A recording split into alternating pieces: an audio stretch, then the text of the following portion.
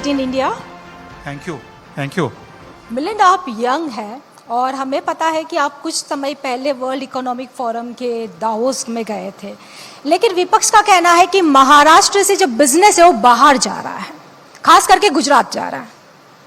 सबसे पहले मैं न्यूज़ 18 को बहुत बहुत धन्यवाद देना चाहता हूँ कि आपने आज का ये कार्यक्रम मुंबई में महाराष्ट्र के विकास के बारे में,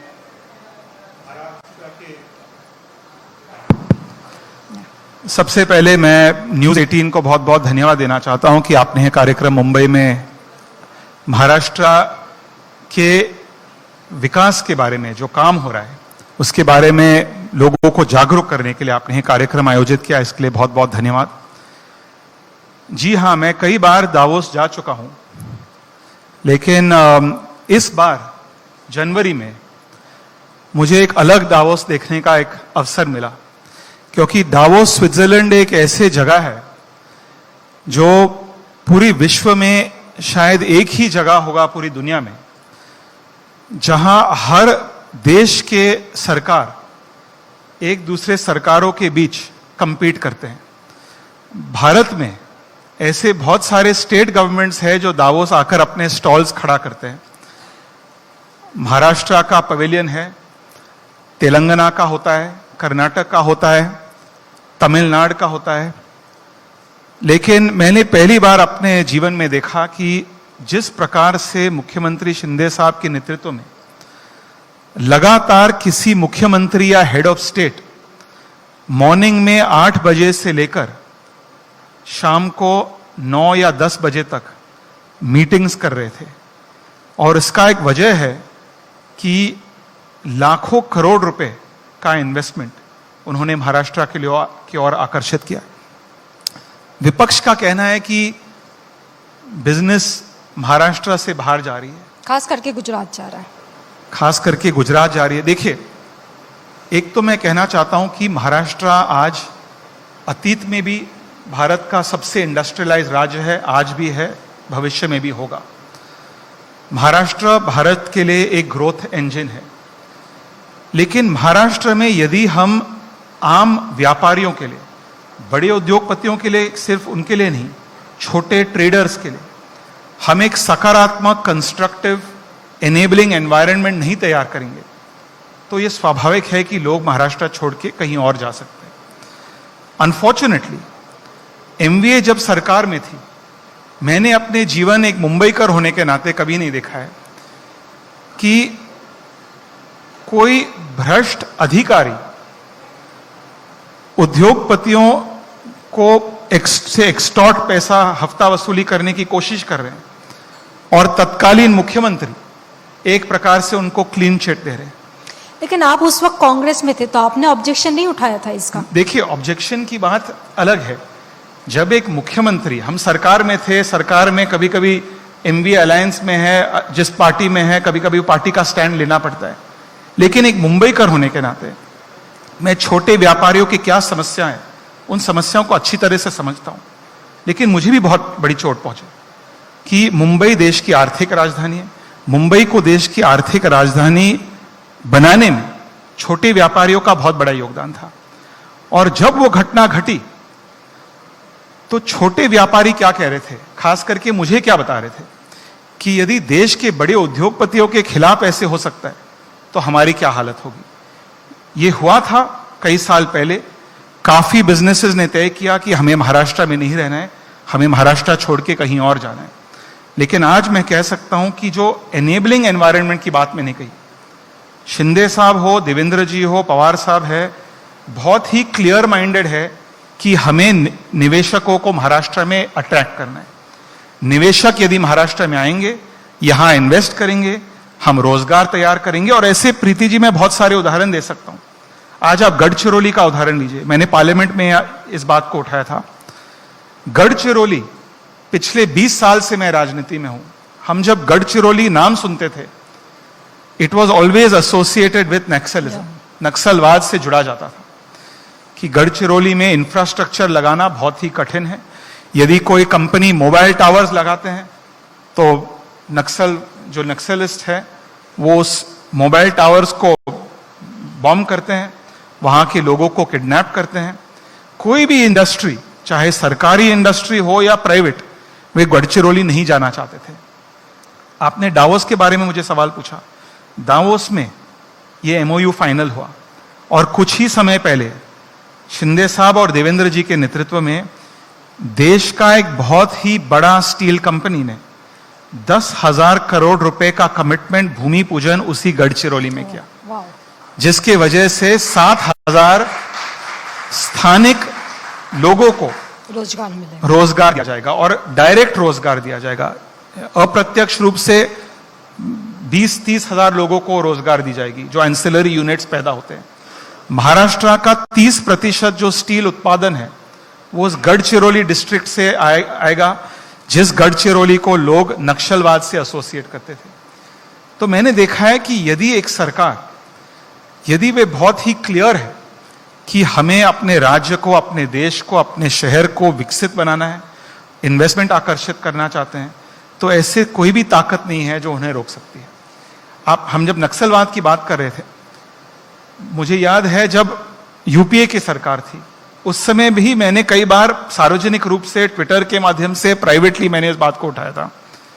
उस समय बहुत कंफ्यूजन होती थी कि क्या हमें नक्सलवाद खत्म करना है, हमें इन्वेस्टर्स को अट्रैक्ट करना है, या हम नक्सलिस्ट्स को एक प्रकार से प्रोत्साहित करना चाहते हैं, बढ़ावा देना चाहते हैं, उनके लिए एक सिंपैथेटिक ईयर लगाना चाहते हैं। उस समय मुझे याद है जो तत्कालीन वित्त मंत्री थे और तत्कालीन उसके बाद होम मिनिस्टर बने चिदंबरम जी थे, उन्होंने उस समय, मनमोहन सिंह जी जब प्रधानमंत्री हुआ करते थे, उन्होंने स्पष्ट रूप से कहा कि हमें नक्सलवाद को समाप्त करना है। लेकिन उस समय उनकी सरकार में कुछ लोग थे जो अखबारों में ऑपेड लिख रहे थे कि सरकार को नक्सलवाद नहीं खत्म करना चाहिए। तो ये जो कंफ्यूजन होता है, इस कंफ्यूजन से जो असामाजिक तत्व है, चाहे वे नक्सल हो, चाहे वे भ्रष्ट सरकारी अधिकारी हो, वे इसका फायदा उठाते हैं। और महाराष्ट्र में मैंने देखा है कि वो विल जो होता है, राजनीतिक इच्छा शक्ति जो होता है, वो कई सालों से नहीं था। लेकिन आपने अभी यूपीए की बात की, तो आई थिंक यूपीए के टाइम पे तो आप भी मिनिस्टर रहे हैं, तो लेकिन आपने कभी ऑब्जेक्शन नहीं उठाया कि ये दोहरी नीति जो थी यूपीए में नक्सलवाद को लेकर? मैंने क्या ऑब्जेक्शन उठाया नहीं उठाया, आप मेरे ट्विटर टाइमलाइन पे देख लीजिए। 2011 से 2014 तक मैं इस बात से, मैं गर्व से कह सकता हूं कि एक मिनिस्टर होने के नाते जो गलत काम हो रहा था, मैंने सार्वजनिक रूप से उठाया, मैंने प्राइवेटली उठाया। हाँ, एक मर्यादा होती है।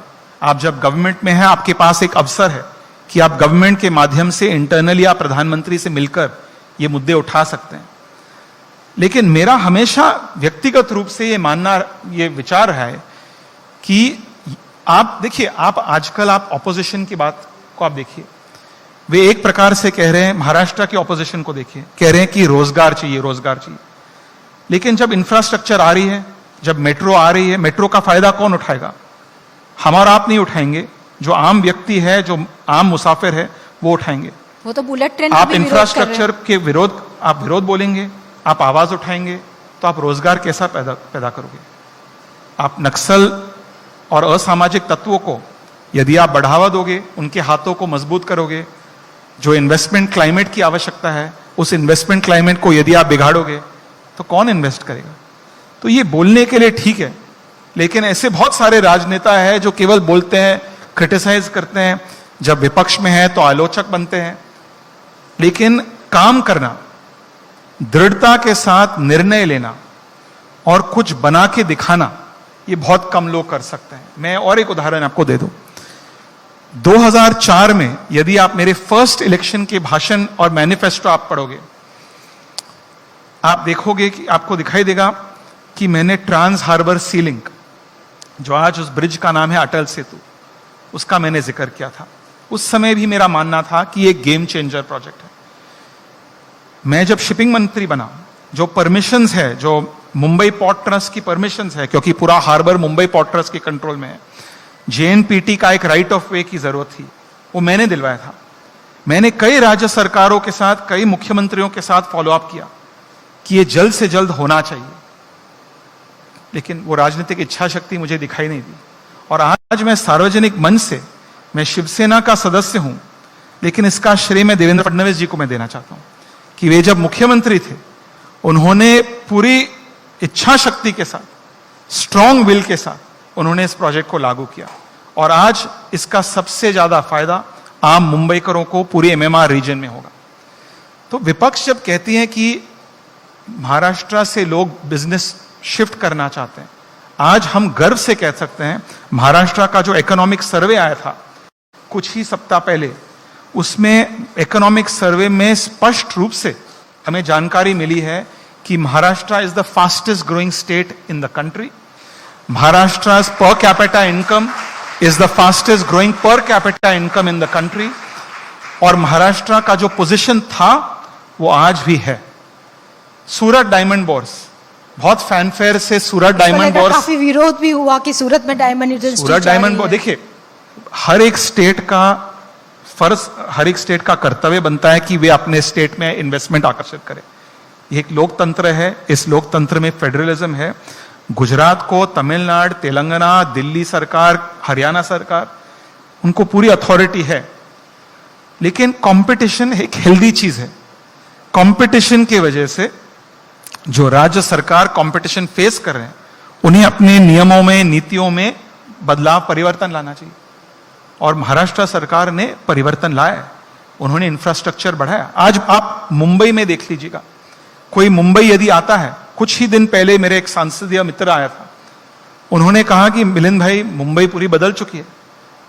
जो नारीमन पॉइंट से मुझे वर्ली जाना पड़ता था, पहले मुझे 35-40 मिनट्स लगता था गाड़ी से, अब 15 मिनट के अंदर कोस्टल रोड के माध्यम से मैं पहुंच सकता हूं। लेकिन सॉरी टू से मिलिंद, रास्ते बाहर के बहुत चकाचक है, लेकिन अंदर की गलियां देखोगे तो आज भी इतने खड्डे, तो खड्डे मुक्त मुंबई कब होगी? देखिए, मैं नहीं कह रहा हूं कि मुंबई के सभी प्रॉब्लम्स या महाराष्ट्र के सभी प्रॉब्लम्स को हमने सॉल्व किया, लेकिन जो बड़े जो प्रॉब्लम्स है, बड़े जो सॉल्यूशंस है, इंफ्रास्ट्रक्चर लाना, उस पर कंफ्यूज ना रहना कि हमें इंफ्रास्ट्रक्चर लाना है, इससे आम लोगों के लिए इंफ्रास्ट्रक्चर लाना है। मेट्रो का फायदा आम लोगों को होगा, तो इस पर कंफ्यूजन नहीं है सरकार में। गढ़चिरौली को हमें नक्सल फ्री बनाना है और इन्वेस्टमेंट सरप्लस बनाना है, इस पर कोई कंफ्यूजन नहीं है। तो सबसे पहले सरकार की नियत क्या है, राजनेताओं का नियत क्या है, वो कंफ्यूजन है या क्लैरिटी है, वो आम जनता को देखना चाहिए। और इसलिए पिछले कई सालों में इंफ्रास्ट्रक्चर डेवलपमेंट में, इन्वेस्टमेंट को आकर्षित करने में no stone has been left unturned. आज पिछले, मैंने सुबह ही इस बात को ट्वीट किया था कि पिछले 4 महीनों के अंदर, दूसरी एक आरोप लगती है ऑपोजिशन से कि केंद्र सरकार महाराष्ट्र को इग्नोर कर रही है। पिछले 4 वर्षों में, और मैं देखिए, मैं मुंबई को और महाराष्ट्र को ज्यादा से ज्यादा केंद्रीय फंड्स मिलना चाहिए, इसका सबसे बड़ा एडवोकेट मैं हूं। 20 सालों से मैं इसका दिल्ली में प्रतिनिधित्व कर रहा हूं। इनकम टैक्स भी सबसे ज्यादा मुंबई से ही जाता है। मुंबई सबसे ज्यादा इनकम टैक्स पेयर है, मुंबई को सबसे ज्यादा फंड मिलनी चाहिए।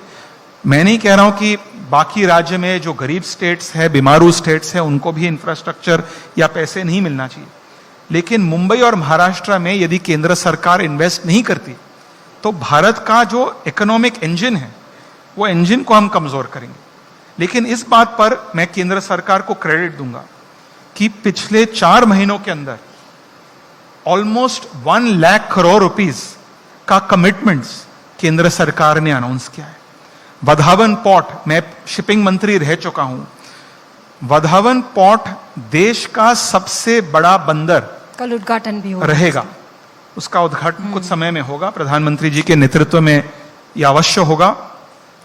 76,000 करोड़ रुपीस का इन्वेस्टमेंट इसी एक पोर्ट में होगा, जिससे आप जब पोर्ट बनाते हैं, जो कहते हैं port lead development, port lead development का मतलब है कि आप जब एक बंदर बनाते हो, उसकी पूरी आसपास आजू बाजू में एरियाज में डेवलपमेंट होगा। आपको रेल इंफ्रास्ट्रक्चर तैयार करना पड़ेगा कार्गो को इवैक्यूएट करने के लिए, रोड इंफ्रास्ट्रक्चर तैयार करना होगा, इनलैंड डिपोज इन्वेस्ट करना होगा।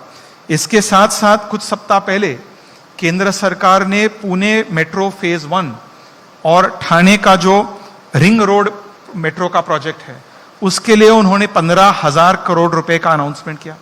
कल यूनियन कैबिनेट ने 5,500 करोड़ रुपए दिघी पोर्ट जी जो एमएमआर रीजन में है, दिघी पोर्ट के इन्वेस्टमेंट के लिए एक प्रकार से एक इंडस्ट्रियल कॉरिडोर तैयार किया जाएगा।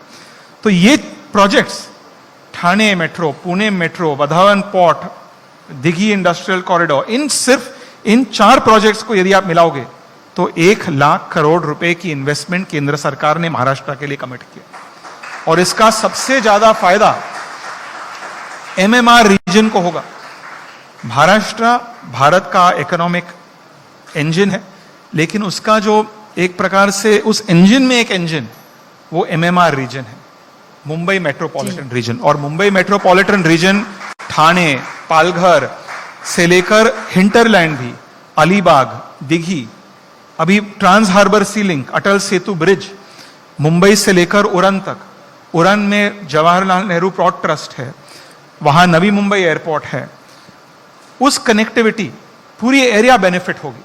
और इसको एक प्रकार से मैं मानता हूं कि देश का ही नहीं लेकिन साउथ एशिया का सबसे महत्वपूर्ण, सबसे मजबूत इकोनॉमिक इंजन हम बना सकते हैं। मैं एक बात हमेशा कहता हूं, मुख्यमंत्री जी से भी हमारी जब चर्चा होती है, मैं कहता हूं कि आज महाराष्ट्र के सामने कंपटीशन दिल्ली, हरियाणा, एनसीआर, नोएडा, तेलंगाना, गुजरात नहीं है। हमारे सामने जो कंपटीशन है वो दुबई से है और सिंगापुर से है। तो हमारी जो सिंह ने तो मुंबई को शंघाई बनाने की बात की थी। देखिए, शंघाई बने या ना बने, हम तो कभी भी शंघाई के पक्ष में नहीं थे। हम हमेशा मुंबई मुंबई है, मुंबई की जो कल्चर है, मुंबई की जो संस्कृति है, आज मैं गर्व से कह सकता हूं, मैं पूरी विश्व में मैं जा चुका हूं, लेकिन मुंबई की संस्कृति आपको कहीं पे भी नहीं दिखाई देगा। आज सेफ्टी फॉर विमेन, बहुत बड़ी गर्व से मैं कह सकता हूं कि जो आम महिला है, जो पब्लिक ट्रांसपोर्ट का उपयोग करते हैं, जो दूसरे राज्यों में, दूसरे शहरों में, उनका नाम नहीं लेना चाहूंगा, कंट्रोवर्सी में नहीं पढ़ना चाहूंगा, लेकिन मुंबई में आम महिला they feel safe and that is a matter of pride for every Mumbaikar and for every policy maker. जी हां, बदलापुर में जो इंसिडेंट हुई, ये शर्मनाक है, इसका हम निंदा करते हैं। वी हैव टू एंश्योर कि this should never happen again, but Mumbai is still a safer region and वो एक अपना एक एडवांटेज है। मुंबई की जो कल्चर है, मुंबई की जो संस्कृति है, मुंबई में आपको पूरी देश की एक प्रकार से विविधता नजर आती है। These are Mumbai strengths. Mumbai means MMR region, Thane हो, पालघर हो, ये हमारी स्ट्रेंथ्स है। इन स्ट्रेंथ्स का हमें फायदा उठाना होगा। लेकिन राज ठाकरे तो विरोध करते हैं जो बाहर से मुंबई में आते हैं उसका। वो उनकी पार्टी है, that is his vision, I don't agree with that vision.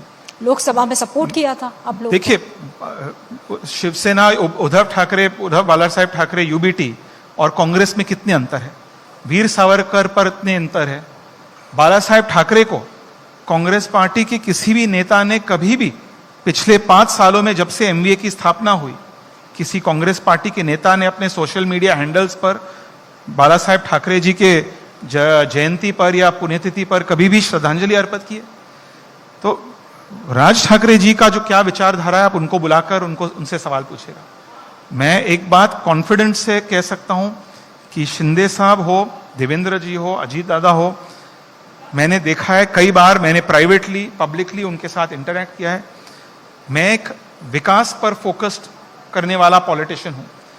मैंने ऐसे सीएम, डेप्यूटी सीएम महाराष्ट्र के इतिहास में कभी नहीं देखा है। सीएम के तो बहुत सारे उपलब्धि है, बहुत सारे अचीवमेंट्स है। वर्षा बंगला जो सीएम के ऑफिशियल रेसिडेंस है, सीएम हमेशा कहते हैं कि मैं सीएम हूं, लेकिन सीएम का मतलब चीफ मिनिस्टर नहीं, कॉमन मैन है।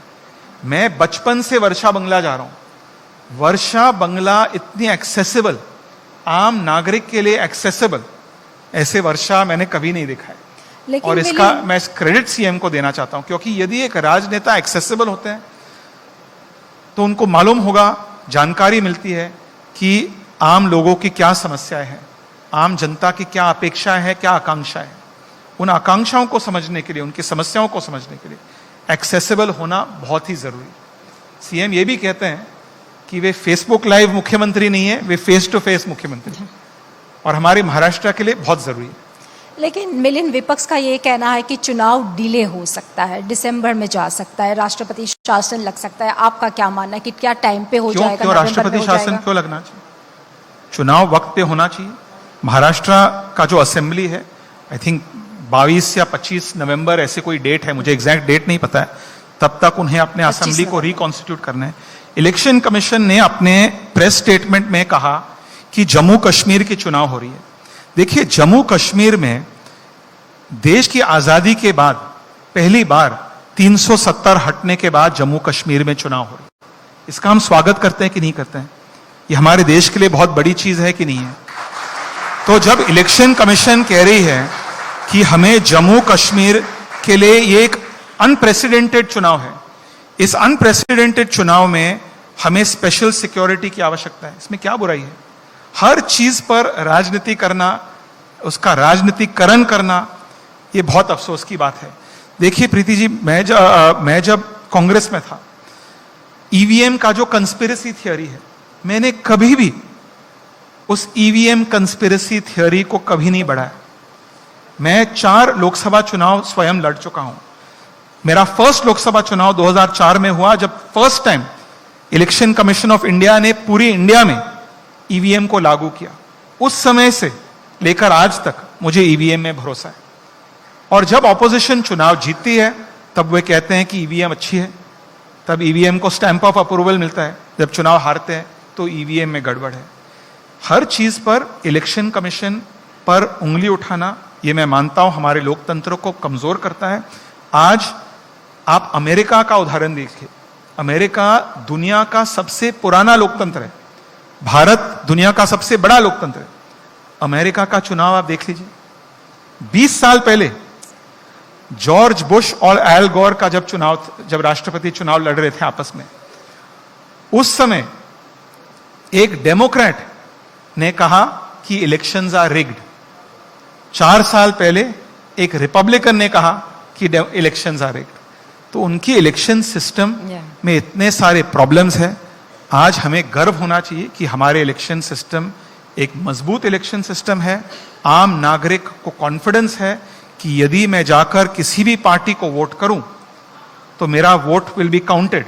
That is the power of our democracy. Yes, if there are instances जहां हमें इलेक्शन कमीशन को सुधारना है, जहां कुछ गलत हो रहा है, उसे हमें हाईलाइट करना है। वो हम सबका कर्तव्य बनता है, राजनेताओं का, मीडिया का, कि हम उस पॉइंट को जनता के सामने लाए। लेकिन एवरी टाइम इलेक्शन कमीशन पर सवाल उठाना, उनके स्ट्रेटेजी पे सवाल उठाना, ये मैं मानता हूं गलत है।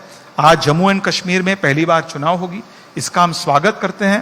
यदि इलेक्शन कमीशन का मानना है कि हमें अधिक सुरक्षा की जरूरत है, इसलिए महाराष्ट्र, हरियाणा, झारखंड, जम्मू कश्मीर जो इलेक्शंस आर ऑल ड्यू, हम उसे एक फेज में नहीं अलग अलग फेजेस में कर रहे हैं, तो इसमें बुराई क्या है? लेकिन आप मानते हैं कि महायुति की सरकार महाराष्ट्र में आती है तो क्या एकनाथ शिंदे ही दोबारा चीफ मिनिस्टर होंगे? क्या जिसकी ज्यादा सीट होगी उसका सीट? देखिए, ये फॉर्मूला ये जनता के सामने कुछ समय के बाद अलायंस पार्टनर्स रखेंगे। लेकिन एक बात मैं आपको कह सकता हूं कि सभी अलायंस पार्टनर्स मुख्यमंत्री शिंदे साहब के नेतृत्व में काम कर रहे हैं। इस बात पर कोई कंफ्यूजन नहीं है। जो एमवीए में तो चल एक रहा बात मैं कह सकता हूं कि इस अलायंस में मैंने देखा है कि कंफ्यूजन नहीं है, क्लैरिटी है। Clarity of purpose, clarity of political strategy, जो ऑपोजिशन में आपको नहीं दिखाई देता है। ऑपोजिशन में अनफॉर्चुनेटली हो क्या रहा है, कुछ लोग कह रहे हैं कि मुझे सीएम कैंडिडेट बना दो, मुझे सीएम कैंडिडेट बना दो। कुछ और लोग भी सीएम कैंडिडेट बनना चाहते हैं। तो सीएम बनना तो बहुत दूर की बात है, पहले हमें सीएम कैंडिडेट बना दो, उस पर झगड़ा हो रहा है। यहां ऑलरेडी हमारे पास सीएम है, ऑलरेडी हमारे पास 2 डेप्यूटी सीएम्स हैं, और हमारा एक ही एजेंडा है कि हम महाराष्ट्र को आगे ले जाना चाहते हैं, महाराष्ट्र को अधिक विकसित बनाना चाहते हैं। महाराष्ट्र का जो पोजीशन है केंद्र में, ऑल ओवर इंडिया, राष्ट्रीय स्तर पर और अंतर्राष्ट्रीय स्तर पर, as India's most industrialized state, उसे हम अधिक मजबूत बनाना चाहते हैं। लेकिन मिलिंद, आपने कांग्रेस पार्टी छोड़ी, तो इसका कारण क्या था? कुछ कांग्रेस के नेता या सिर्फ और सिर्फ राहुल गांधी? ये बहुत पुरानी बात है, ये 6 महीने पुरानी बात है। लोकसभा के चुनाव में मैंने कितने बार, आपका परिवार, खास करके आपके पिताजी बहुत करीब रहे गांधी फैमिली। देखिए, मैं इतना ही कहूंगा कि मैं उन पॉलिटिकल पॉलिटिशियंस में से हूं जो अपने शहर के लिए, अपने कंस्टिट्यूएंसी के लिए, अपने निर्वाचन क्षेत्र के लिए, राज्य के लिए, देश के लिए और एक प्रकार से मानवता के लिए कुछ सकारात्मक काम करना चाहता हूं। यह स्वाभाविक है कि राजनीति में हर एक मुद्दे का हमें राजनीतिकरण करना पड़ता है। कभी कभी एक दूसरे के खिलाफ हमें कंप्लेन करना पड़ता है, आलोचना करना पड़ता है, लेकिन कभी कभी आलोचना भी सकारात्मक होनी चाहिए। आप क्रिटिसाइज भी करोगे तो कंस्ट्रक्टिव क्रिटिसिज्म होना चाहिए। At some point I felt I didn't see a constructive agenda with the opposition और आज मुझे कंस्ट्रक्टिव काम करने का एक अवसर मिला। शिंदे साहब मुझे कंस्ट्रक्टिव काम में इन्वॉल्व करते हैं, मुझसे हमेशा दावोस हो, इन्वेस्टमेंट्स हो, किस प्रकार से हमें महाराष्ट्र का जो पोजीशन है वो पोजीशन हमें कंटिन्यू रखना चाहिए, इन विषयों पे हमेशा बात करते हैं। तो मैं कंस्ट्रक्टिव सिस्टम में हूं, जिस सिस्टम मुझे रिवॉर्ड कर रहा है, जिस सिस्टम मुझे एक प्रकार से एम्पावर कर रही है, मेरे हाथों को मजबूत कर रहा है ताकि मैं और बेहतर सेवा कर सकूं, यही कारण थे। लेकिन दोनों पार्टियों की आइडियोलॉजी काफी अलग है। देखिए, मैं ना आइडियोलॉजी से ज्यादा आइडियाज में विश्वास करता हूं। उस नेता की आइडियाज क्या है। आज आइडियोलॉजी बहुत फंजेबल चीज हो चुकी है। आज एक प्रकार से वही कांग्रेस पार्टी जो पहले कास्ट सिस्टम और कास्ट पॉलिटिक्स के खिलाफ लड़ रही थी, आज वही कांग्रेस पार्टी जाति के आधार पर भेदभाव पैदा करने की कोशिश करे। शिंदे साहब के बारे में मैं एक बात कह सकता हूं कि उनका जो विचारधारा है, न तो वो भाषा, लिंग, आर्थिक स्थिति, जाति, धर्म के आधार पर भेदभाव करते हैं।